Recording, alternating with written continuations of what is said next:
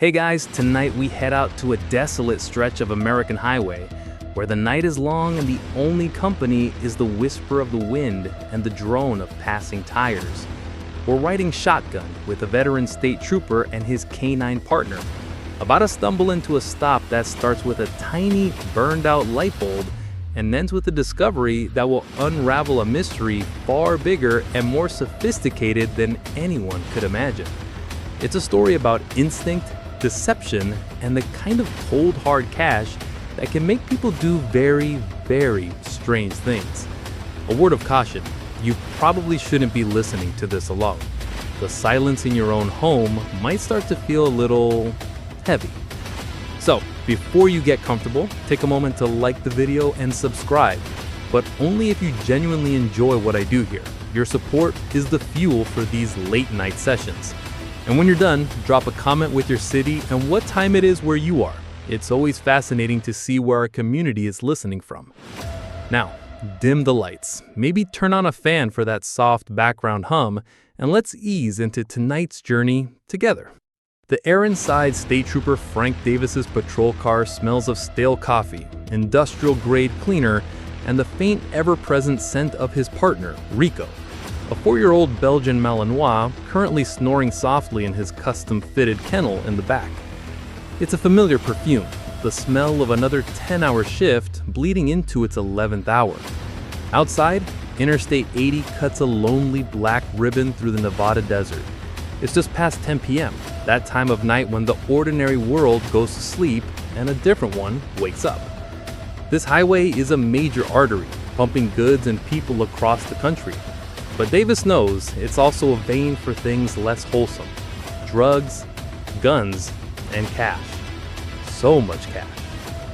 He's about to call it a night, maybe find a quiet spot to finish his paperwork, when a blue minivan drifts past him in the right lane. It's unremarkable in every way. A few years old, family-friendly, the kind of vehicle that becomes invisible in a mall parking lot. It's going exactly the speed limit. But as it passes, a small detail snags his attention. The tiny bulb illuminating the rear license plate is out. It's the most minor of infractions. 99 times out of 100, it means nothing. A frayed wire, a burned out filament. But Davis has been doing this for 15 years. His gut is a finely tuned instrument, and tonight it's playing a single low, discordant note. He pulls out, the powerful engine of his Charger growling to life, and flips on the overhead lights. The red and blue strobes splash silently against the vast, empty landscape. The minivan signals immediately and pulls over to the shoulder. Its movements are smooth and unhurried, too unhurried. There's no sudden jerk of surprise, no hesitation. It's the kind of stop a professional makes. He parks, takes a deep breath, and runs the plate. It comes back clean, registered to a shell corporation in Delaware. Not illegal, but a common tactic for those who like their privacy. He radios his position, a standard precaution, and steps out of the car. The desert air is cool and bites at his cheeks. Rico stirs in the back, his head now up, listening. He's not agitated, just awake, attentive. As Davis approaches the passenger side of the minivan, his flashlight beam dances across the interior. He sees a single male driver, mid-40s, nondescript. But then he sees the gloves. The man is wearing immaculate caramel-colored leather driving gloves. They aren't work gloves, they're thin with fine stitching along the knuckles, the kind you'd see on a vintage car enthusiast or someone who takes their driving very, very seriously. On the hands of a man driving a generic minivan through the desert at night, they are screamingly out of place. "Good evening, sir. State Trooper Davis. The reason I pulled you over is your license plate light is out." The man turns and his face is a mask of serene neutrality. No nervousness in the eyes, no jumpy hands. He offers a placid smile. "Oh, is it? Apologies, officer. I had no idea." His voice is educated, smooth, no slang, no stammer. "License and registration, please." The driver nods, and with a slow, deliberate motion, he reaches for the glove compartment. His movements are so measured they feel rehearsed. He produces a driver's license from Arizona and a registration that matches the corporation in Delaware. The name is John Anderson. It's a name so common it's practically anonymous. Davis's internal alarm, that quiet hum, gets a little louder.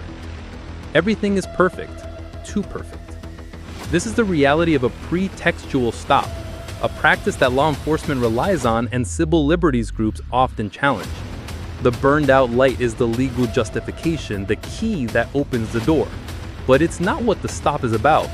It's about the out-of-state plates on a known trafficking corridor, the Shell Corporation, and now, a driver that is uncannily calm and wearing $1,000 gloves to pilot a 50,000-mile minivan.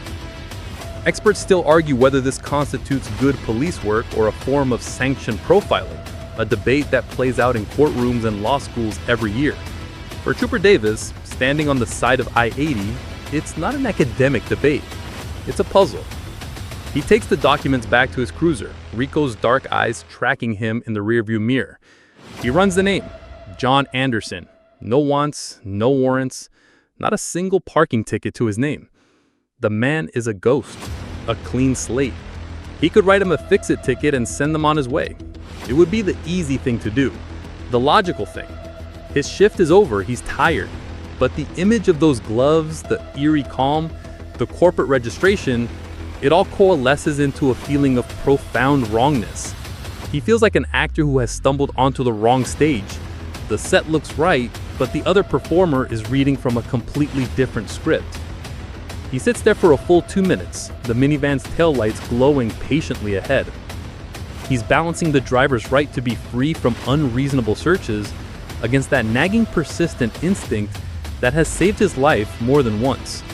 The irony is, the driver has done nothing to escalate the situation. In fact, his complete lack of typical nervous behavior is precisely what is setting off every alarm in his head. It's a paradox. The man's performance of innocence is what makes him look so guilty. Finally, he makes a decision. He gets out of the car, leaving the ticket book behind. He walks back to the minivan's window, his expression unreadable. "Mr. Anderson," he says, handing back the license and registration. He starts to put the documents away, expecting the usual drive safe farewell. But Davis doesn't move. He leans just a fraction of an inch closer to the open window. "I have just one more question for you, sir. Are you carrying anything illegal in the vehicle tonight? Any large sums of currency?" The question hangs in the cold desert air. And for the first time, just for a split second, the man's placid mask slips. A flicker, not of fear, but of something else. Annoyance? Resignation? It's gone as quickly as it came. "No, officer, nothing like that." It's the lie. It's not just the word, but the feel of it. Davis can almost taste it. Now he has to make the call. Push further and risk a complaint, or let a potential major bust drive off into the night with a friendly warning. He glances back to his own car, where Rico is now standing, perfectly still, his ears pivoted forward. The dog has sensed the shift in his handler. The game has changed. "Would you have any objection to me searching your vehicle, sir?" Davis asks, his tone still conversational. It's a question he's asked 1,000 times. The answers vary wildly.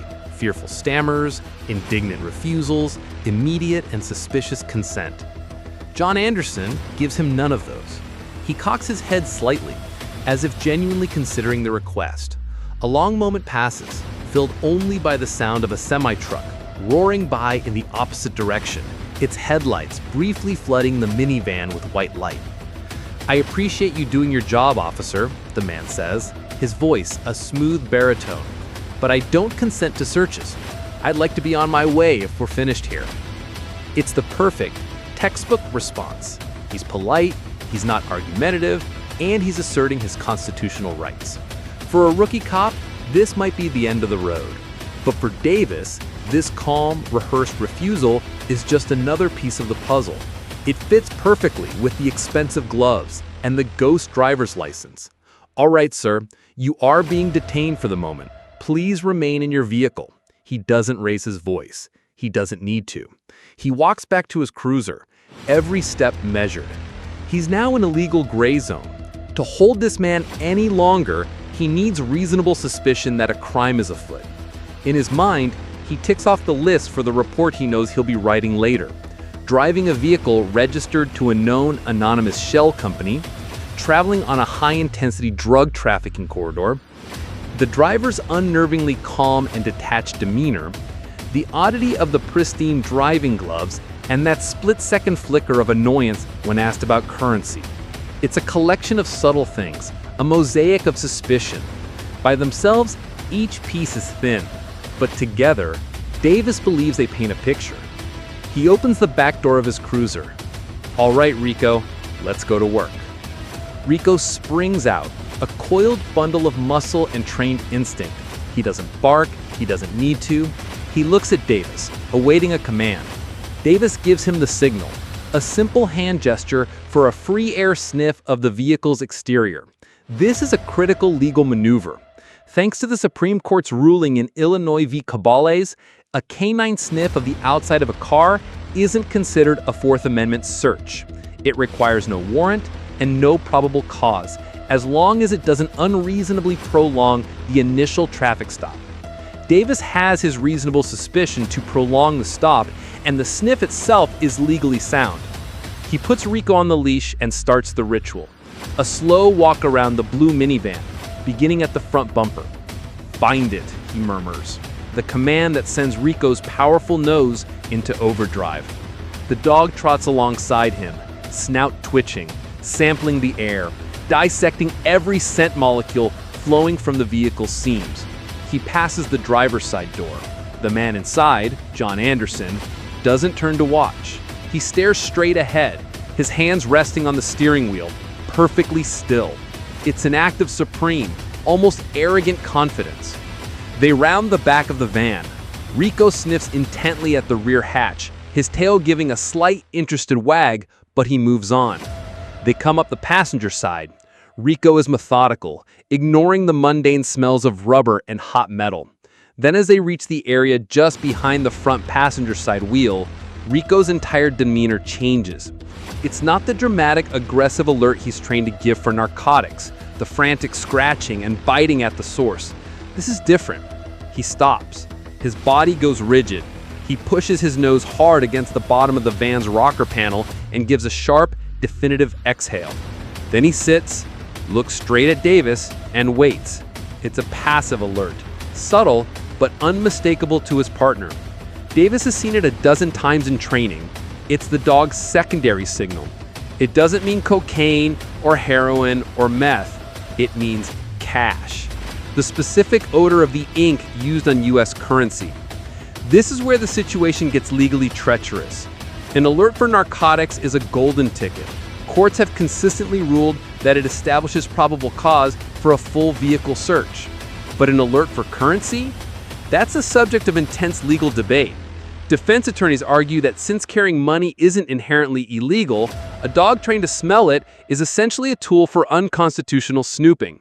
The prosecution, on the other hand, argues for a narcotics nexus, the theory that large, undeclared sums of cash are so frequently tied to drug trafficking that an alert for currency implies the presence of other contraband. There is no universal settled law. It's a flashpoint in the ongoing war between privacy rights and law enforcement powers, and Davis is standing right on the fault line. He knows the defense will have a field day with this. An alert for currency only from a dog on a stop initiated by a burned-out light bulb? It's a defense lawyer's dream. But Davis doesn't just have the alert, he has the whole picture. The gloves, the ghost, the eerie calm, and most importantly, he trusts his dog. He pats Rico on the head. Good boy. He secures him back in the cruiser and walks back to the driver's side window, his mag light in hand. "Sir, my certified canine has given a positive alert on your vehicle. That gives me probable cause to search it. I'm going to have you step out and stand by my patrol car while I conduct the search." And here comes the twist. The driver doesn't protest. He doesn't rage or panic. Instead, a small, knowing smirk plays on his lips. It's the first genuine emotion Davis has seen from him all night. He slowly peels off one of his leather gloves, revealing a perfectly manicured hand. "Your dog alerted?" he asks, his voice laced with a strange, mocking curiosity. He's trained to detect the odor of narcotics, Davis says, chewing his words carefully. Is that so? Because I can assure you, officer, there are no narcotics in this vehicle. Perhaps your dog is broken. The insult is delivered with the cool, cutting precision of a surgeon. It's designed to provoke, to make Davis second-guess himself. But for Davis, this calm, rehearsed refusal is just another piece of the puzzle. This is not the reaction of an innocent man. It's the reaction of a man who thinks he's 3 steps ahead, a man who has a trick up his sleeve. The driver steps out of the van, his movement still infuriatingly unhurried, and allows Davis to pat him down for weapons. He has none. Davis gestures for him to stand in the space between the van and the patrol car, illuminated by the flashing lights. He complies, crossing his arms, looking for all the world like a spectator at a sporting event he already knows the outcome of. The cool desert air seems to crackle with unspoken challenges. Davis now has his probable cause, tenuous as it may be, and a suspect who is practically daring him to find something. The game is on. With the driver watching him like a hawk, Davis begins the search. He starts with the easy places, the spots where a low-level trafficker might get sloppy. Under the seats, in the glove compartment, the center console. He finds nothing but the mundane detritus of a well-maintained vehicle. An owner's manual, a tire pressure gauge, a neatly folded map of the national parks. There's a strange, almost clinical cleanliness to the interior. No stray crumbs, no dust, no fast food wrappers. It feels less like a car and more like a stage prop, waiting for the actors to arrive. He runs his hands along the door panels, squeezing and tapping, listening for the telltale rattle of a loose object or the dull thud of a hidden cavity. Nothing. He pulls up the floor mats. The carpet beneath is spotless, freshly vacuumed. The driver remains silent, his smirk unwavering. He's enjoying this. Davis can feel the man's smug confidence radiating across the few feet that separate them.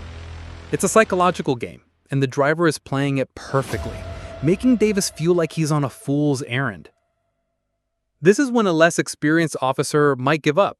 The initial sweep has yielded nothing. The driver is stonewalling, and the legal basis for the search is already wobbled. But Davis has 2 things on his side: 15 years of experience and the memory of Rico's absolute certainty. The dog didn't just show interest, he gave a clear, trained final response.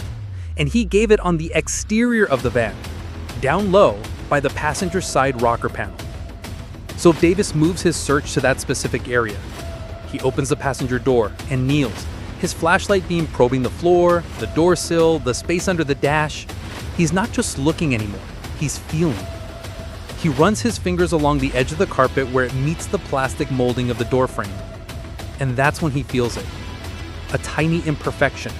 A section of the carpet, no more than an inch long, that doesn't feel factory sealed.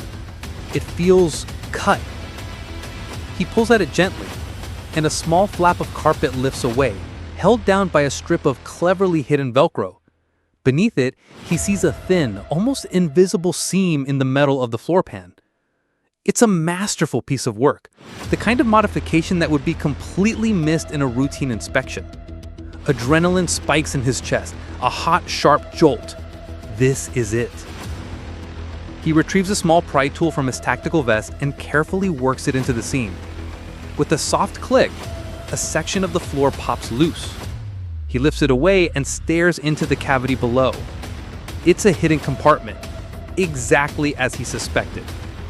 A perfect, professionally crafted steel box welded into the frame of the vehicle. But it's completely, utterly empty. Davis stares into the void, the beam of his flashlight illuminating nothing but clean, bare metal. A wave of disbelief washes over him. He runs his hand inside, feeling every corner. Empty. He can almost hear the driver's silent laughter. The smirk is gone now, replaced with an expression of mock sympathy. "Find what you were looking for, officer?" the man asks, his voice dripping with faux innocence. This is a devastating twist. Davis has just torn up a man's vehicle on the side of a highway based on a dog's alert. And the hidden compartment, the smoking gun, is a dud. He's been played. This is a decoy, a brilliant piece of counter-interdiction strategy. In the world of high-level trafficking, smugglers sometimes install a clean, empty trap in a vehicle. If law enforcement finds it, it confirms their suspicions and they waste valuable time tearing the car apart looking for the real stash.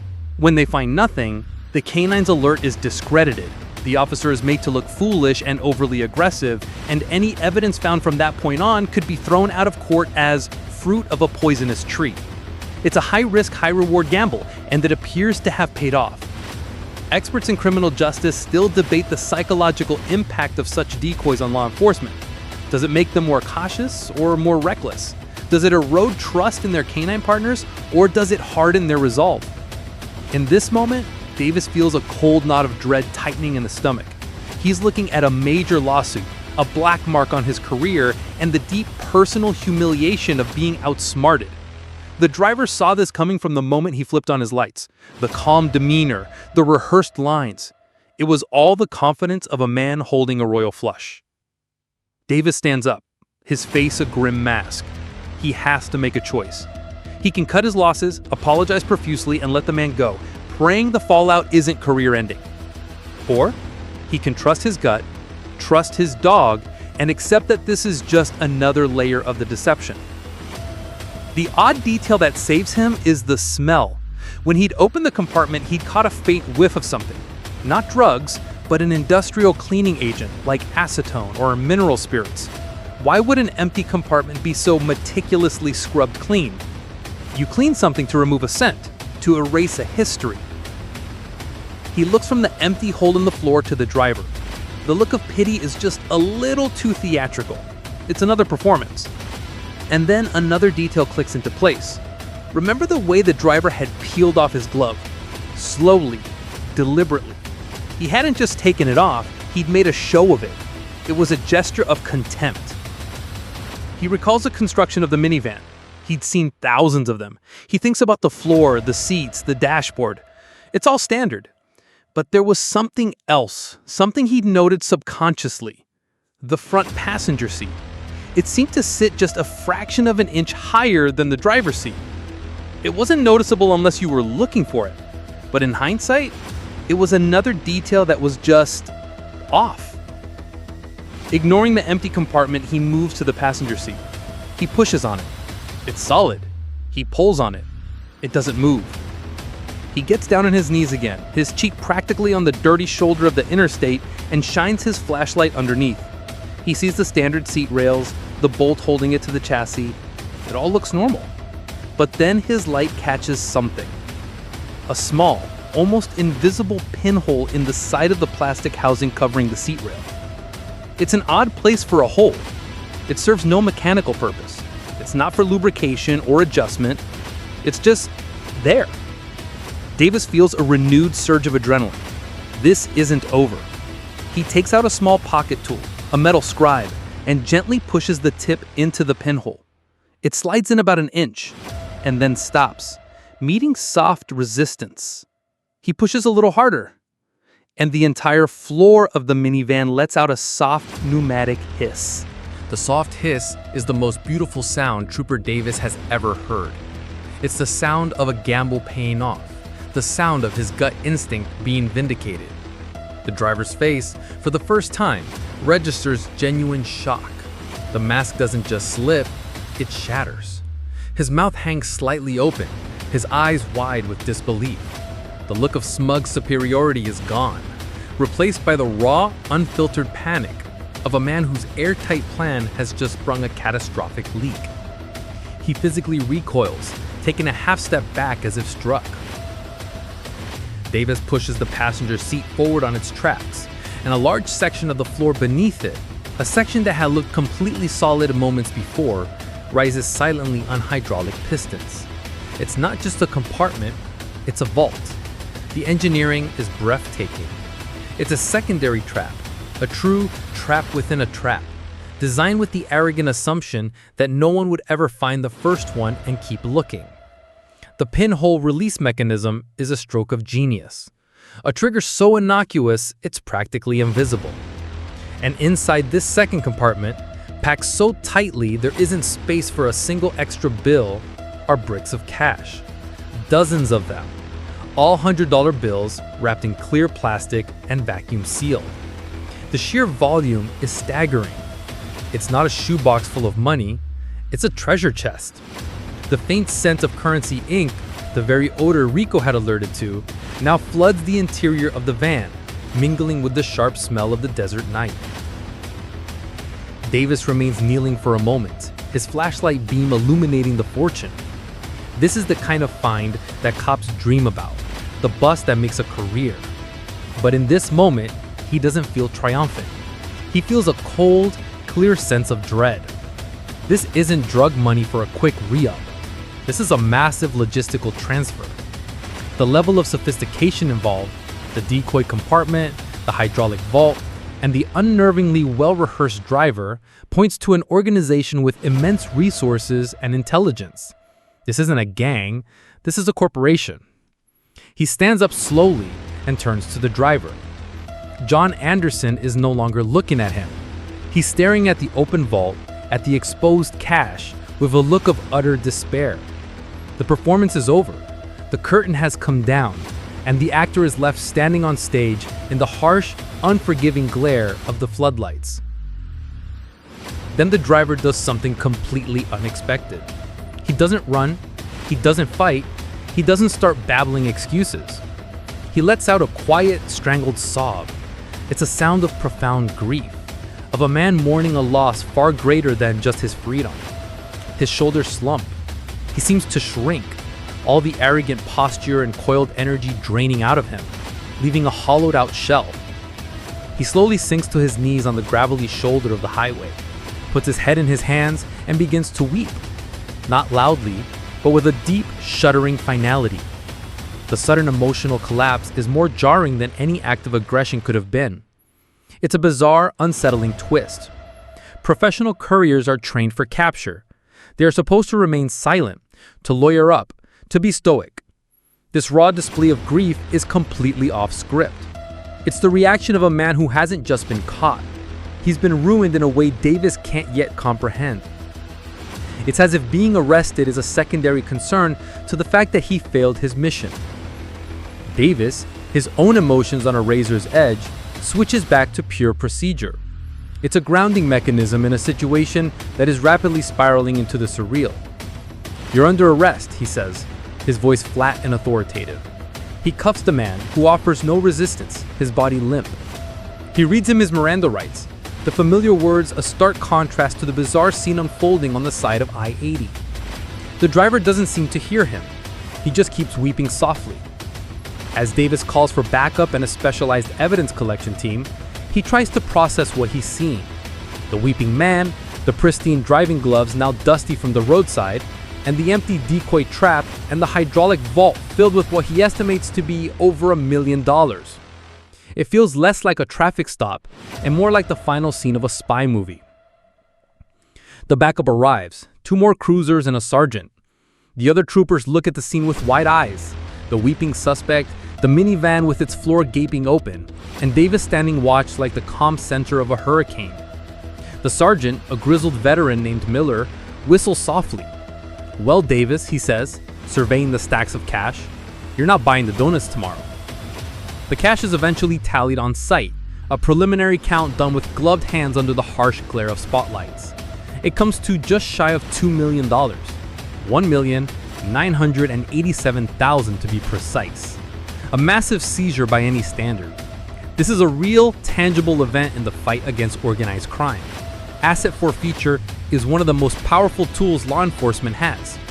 Under civil forfeiture laws, the government can seize money and property believed to be connected to criminal activity, often without ever charging the owner with a crime. It's a controversial practice, with critics arguing it creates a perverse motive for policing. But for the officers on the ground, it's a clear victory. Tonight, they took a major bite out of somebody's bottom line. While the evidence team works, Davis watches the driver, who has now gone silent. He's sitting in the back of a patrol car, staring blankly into the middle distance. The grief has been replaced by a chilling emptiness. Davis walks over and crouches down to look at him through the open window. "Who are you working for?" Davis asks, his voice quiet. The man turns his head slowly, his eyes locking onto Davis's. The emptiness is gone, replaced by something else. Pure, unadulterated fear. "You have no idea what you've done," he whispers, his voice hoarse. "They'll kill my family. They're going to kill my family." It's not a threat. It's a statement of fact. And in that moment, Davis understands the weeping. The man wasn't crying because he was caught.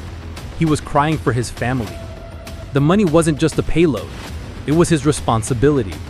And by losing it, he had signed their death for him. The weight of that knowledge settles in Davis's chest, heavy and cold.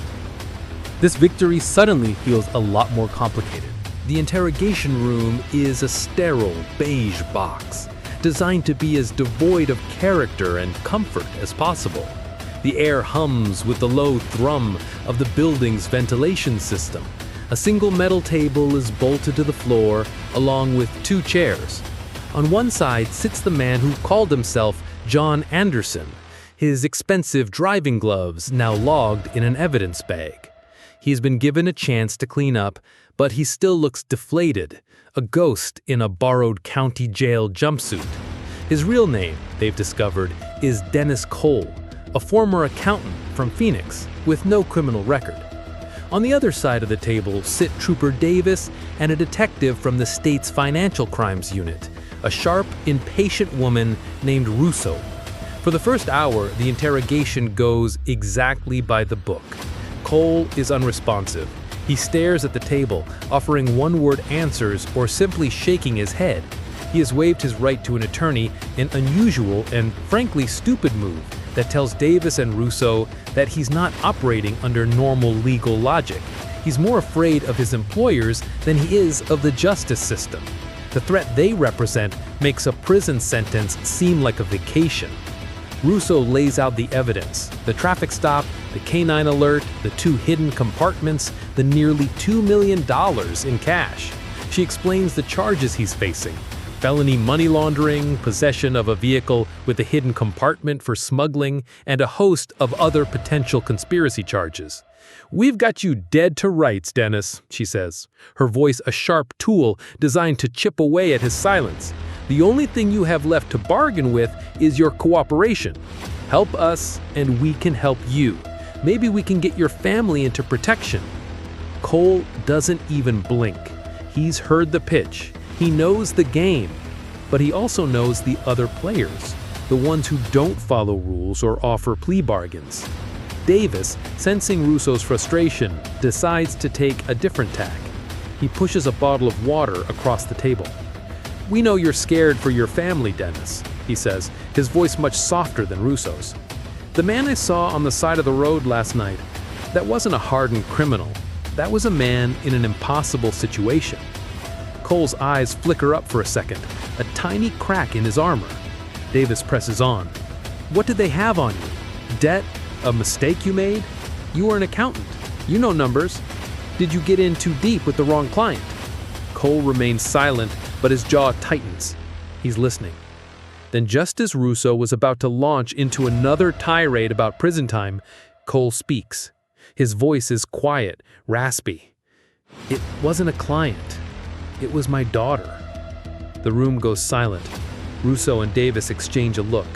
This is not what they were expecting. Cole takes a slow sip of water and begins to talk, his story spilling out in a weary, monotonous flood. It's a bizarrely plausible narrative, a story so meticulously constructed it's either the absolute truth or the most brilliant lie they've ever heard. He claims his daughter, a college student, was diagnosed with a rare, aggressive form of pediatric cancer a year ago. The experimental treatment she needed wasn't covered by insurance and was only available at a private clinic in Switzerland. The cost was astronomical: $2 million, cash, up front. He liquidated everything he had: his house, his retirement, his savings. It wasn't enough. He was a desperate man, and desperate men are easy prey. Through a series of dark web forums for families facing catastrophic medical bills, he was put in touch with a philanthropic organization. They were anonymous, communicating only through encrypted channels. They offered him a deal.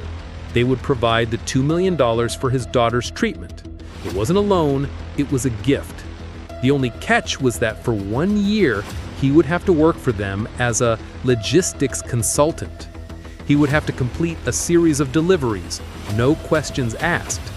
He was to drive a car from one point to another. They gave me the van, they told me what to say if I was stopped. They told me about the first compartment, the decoy. They said if the police found it and it was empty, I should act smug, that it would be my get-out-of-jail-free card. They didn't tell you about the second compartment? Davis asks, leaning forward. Cole shakes his head. No, they just told me to drive.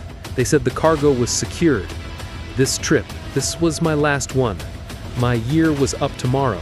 I complete this run, I'm free, and my daughter is alive because of them. His voice breaks on the last few words. You see, officer, that money you found, that wasn't cartel money.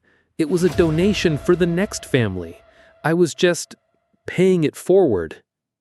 The story is absurd. It's a movie plot. But the delivery is devastatingly sincere. And it explains everything. His lack of a criminal record, his terror at failing, his bizarre emotional breakdown on the side of the road. He wasn't crying because he got caught. He was crying because he had failed to complete the cycle, failed the next desperate family waiting in the wings. It's a masterpiece of misdirection, turning him from a villain into a tragic hero. Russo is visibly skeptical. So you're telling us a secret society of anonymous donors is using a fleet of custom-built smuggling vehicles to move millions of dollars around the country out of the goodness of their hearts? She asks, her voice dripping with sarcasm. I'm telling you what I know, Cole replies, his gaze unwavering. You can check it. My daughter, the clinic in Switzerland, it's all real. This turns the interrogation into a high-stakes game of legal chess. If Cole is telling the truth, his defense is one of duress or necessity. A jury might be incredibly sympathetic to a father who broke the law to save his child's life. The legal principle of necessity allows a defendant to argue they had to commit a crime to prevent a greater harm. It's a very difficult defense to prove and rarely succeeds. But in front of 12 ordinary citizens, it has a fighting chance. Cole's story, if true, presents a moral and legal nightmare for the prosecution. The odd detail that hangs in the air is the identity of the organization. A benevolent, high-tech, secret society moving cash around for medical emergencies? It's preposterous. Or is it? In a world of billionaire eccentrics and crowdsourced funding, is it truly impossible? Experts on criminal organizations will tell you that the most successful ones often mimic legitimate businesses, even adopting philanthropic fronts. The theory that some criminal enterprises might operate with a twisted moral code, a sort of Robin Hood complex, is a recurring, if unproven, idea in criminology. Davis and Russo are left with a choice. Do they believe this outlandish, yet strangely compelling story? Or is it the most sophisticated con they've ever encountered, designed by a brilliant accountant to manipulate the very core of the justice system? Cole has given them a narrative that is almost impossible to disprove. The money trail will lead to a dead end. The organization is anonymous, and all the verifiable facts, his daughter's illness, the clinic, will only serve to bolster his story. He's offered them a perfect, self-contained loop of logic. He's not a money launderer, he's a desperate father. The money isn't dirty, it's a charitable donation. The crime wasn't a crime, it was an act of salvation. The entire case now rests on whether or not a jury will believe him. The investigation into Dennis Cole's story begins, and immediately the state's case starts to feel like it's built on quicksand. The first thing they verify is the daughter. She's real, a 19-year-old art student at Arizona State. And her medical records, subpoenaed from her oncologist, confirm a devastating diagnosis, an exceedingly rare and aggressive sarcoma. The prognosis was grim, with conventional therapies offering little hope.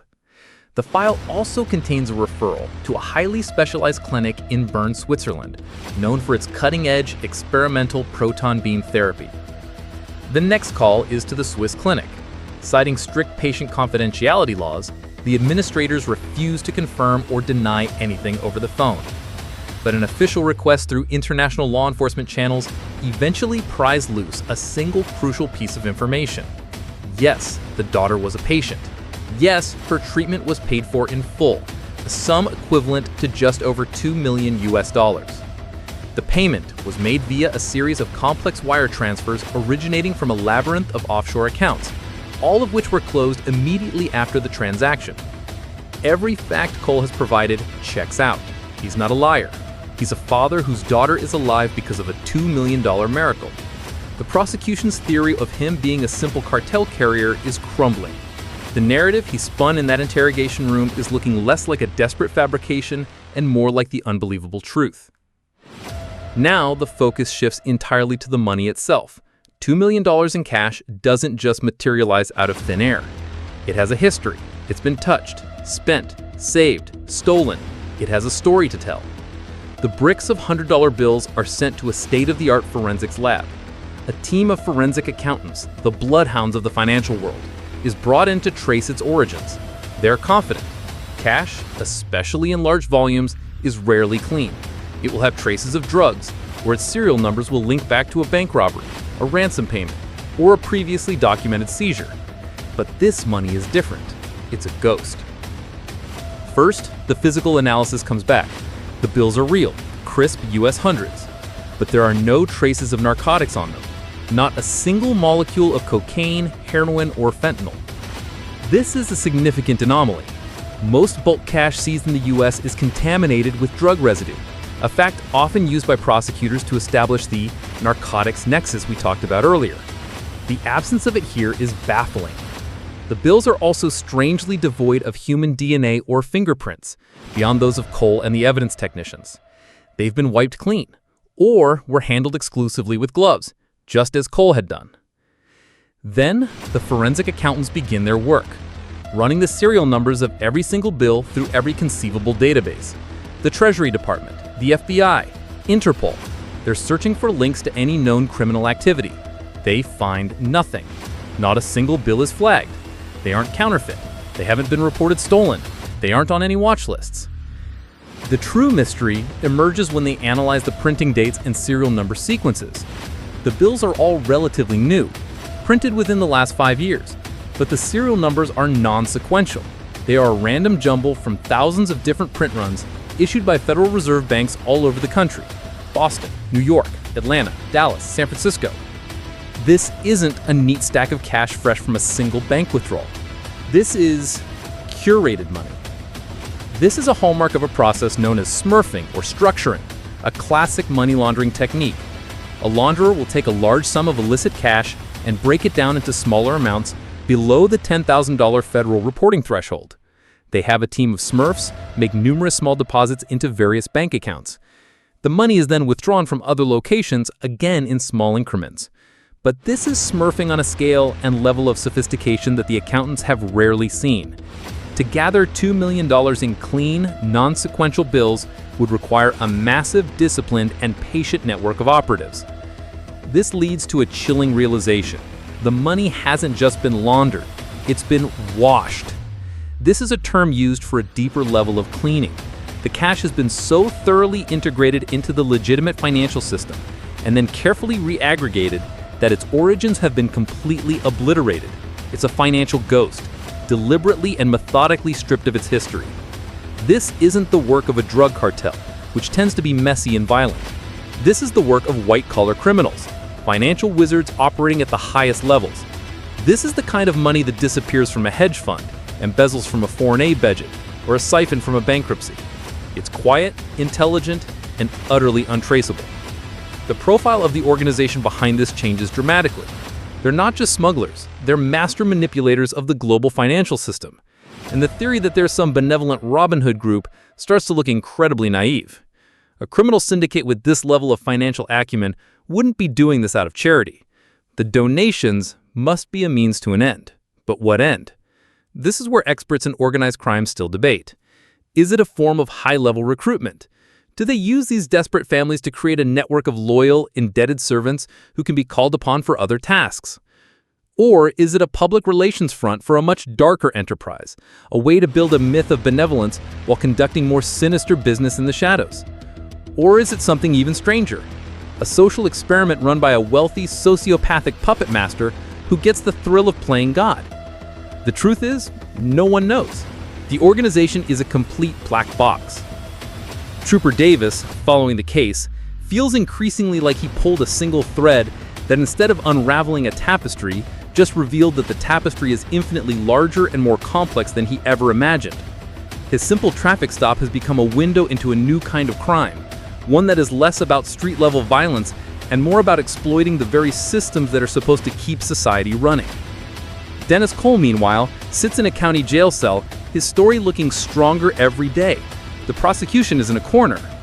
They have a sympathetic defendant, no traceable link between the money and a specific crime, and a story that, while bizarre, is supported by every piece of evidence they managed to uncover. They can't prove the money came from an illicit source, and Cole's lawyers are preparing a powerful defense of necessity argument. The stage is set for a trial that could have massive implications for how money laundering and duress are prosecuted. But the silent, invisible organization behind it all has one more move to make, one final way to control the narrative. The trial of Dennis Cole is set to be a media sensation, a legal drama pulled straight from a Hollywood script. The headlines are already writing themselves. The grieving father, the Robin Hood syndicate, the $2 million miracle. The prosecution is nervous. The defense is confident. Juries are unpredictable, and this case has reasonable doubt written all over it. Trooper Frank Davis is scheduled to be the state's star witness. He's prepared to testify about every detail of that night: the burned-out light, the leather gloves, Rico's subtle alert, the decoy trap, and the final, shocking discovery. But the trial never happens. 2 weeks before the jury selection is set to begin, the prosecution and defense announce they have reached an agreement.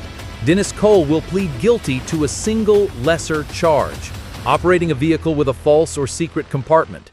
It's a felony, but a low-level one. The more serious money laundering charges are dropped completely. The sentence is 5 years probation with no jail time. The deal is a stunning anticlimax. For the state, it's a way to avoid a costly and potentially embarrassing trial they were likely to lose. They get a conviction on the books, save face, and close the case. For Dennis Cole, it's a golden ticket. He walks free. He gets to go back to his daughter, his life forever changed, but intact. But there's a catch. There's always a catch. The most crucial part of the plea deal is sealed. It contains a stipulation that Cole will never speak about the case, the organization, or the source of the money to anyone. Not to law enforcement, not to the media, not even to a therapist for the rest of his life. He is legally and permanently silenced. If he violates the gag order, the full slate of original charges can be refiled instantly. It's a deal made with the devil, and he takes it without hesitation. This plea deal is a masterstroke of legal strategy, but it wasn't engineered by Cole's public defender. Davis and Russo are certain it came from the outside. The anonymous organization, the one with phantom accountants and brilliant engineers, also has access to world-class legal minds. They saw the risk of a public trial. A trial means discovery, testimony under oath, cross-examination. It means loose ends. It means exposure. A quiet plea deal, however, is a black hole. It swallows the story whole. It ensures their greatest asset, their anonymity, remains intact.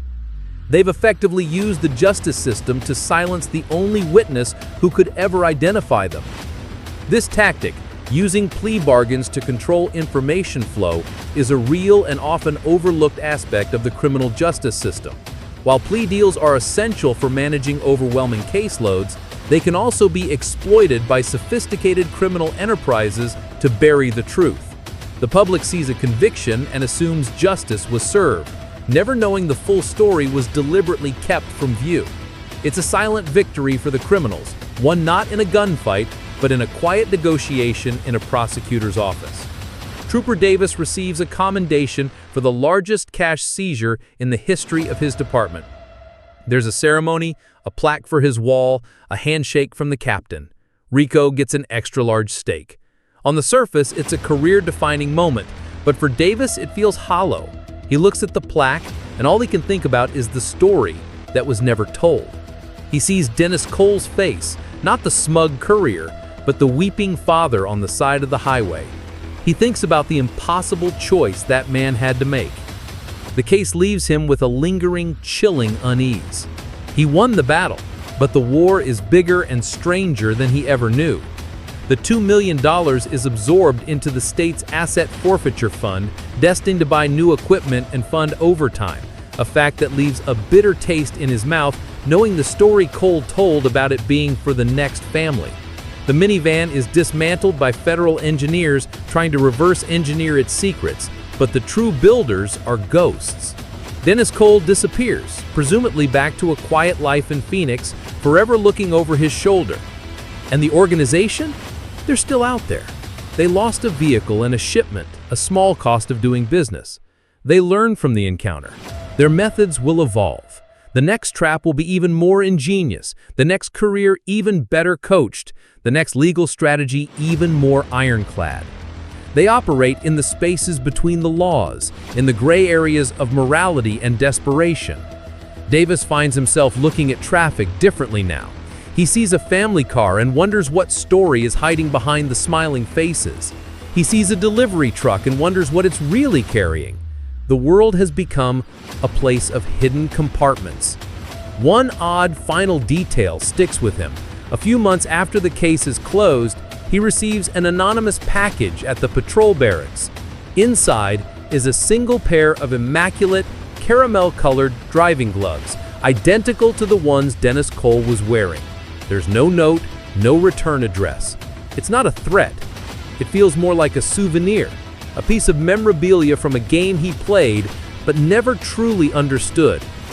Or perhaps it's an invitation, a subtle, chilling reminder that they know who he is, and that for a brief moment he was a player in their world.